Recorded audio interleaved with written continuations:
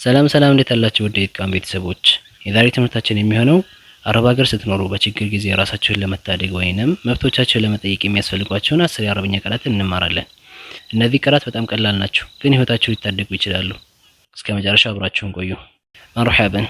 የመጀመሪያው ቃል የሚሆነው ሳዒዱኒ ሳዒዱኒ ሳዒዱኒ። እርዳታ በሚያስፈልገን ሰዓት እርዱኝ እርዱኝ ለማለት የምንጠቀምበት የአረብኛ ቃል ነው። ሁለተኛ አና መሪዱን አና መሪዱን አና መሪዱን አና መሪዱን፣ እኔ ታመሜያለሁ እኔ ታመሜያለሁ እኔ ታመሜያለሁ ወይንም አሞኛል ለማለት የምንጠቀምበት የአረብኛ ሐረግ ነው። አና መሪዱን አና መሪዱን፣ እኔ ታመሜያለሁ። ሶስተኛ ኡሪዱ ዘሀበ ኢለል ሙስተሽፋ ሙስተሽፋ፣ ሆስፒታል መሄድ እፈልጋለሁ ሆስፒታል መሄድ እፈልጋለሁ። ላ ኡሪዱ ላ ኡሪዱ ላ ኡሪዱ፣ አልፈልግም ማለት ነው።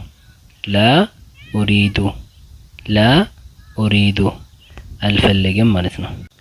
አይነ አጠሪቅ አይነ አጠሪቅ አይነ አጠሪቅ፣ መንገዱ የት ነው መንገዱ የት ነው።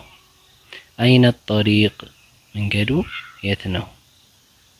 አይነ አልሐማም አይነ አልሐማም አይነ አልሐማም፣ መጸዳጃ ቤቱ የት ነው መጸዳጃ ቤቱ የት ነው። ላ አፍሀሙ ላ አፍሀሙ ላ አፍሀሙ፣ አልገባኝም ወይም አልተረዳሁም ማለት ነው። ሹክረን ጀዚለን ሹክረን ጀዚለን ሹክረን ጀዚለን፣ በጣም አመሰግናለሁ። ማ ሀዛ ማ ሀዛ፣ ይሄ ምንድን ነው። ማ ሀዛ፣ ይሄ ምንድን ነው። እነዚህ 10 የአረብኛ ቃላትና ሐረጎች በህይወታችሁ ውስጥ ትልቅ ለውጥ ሊያመጡ የሚችሉ ናቸው። ደጋግማችሁ ተለማመዷቸው። ቪዲዮ ጠቃሚ ሆኖ ካገኛችሁት ላይክ፣ ሰብስክራይብ በማድረግ የቤተሰባችን አባል ሁኑ።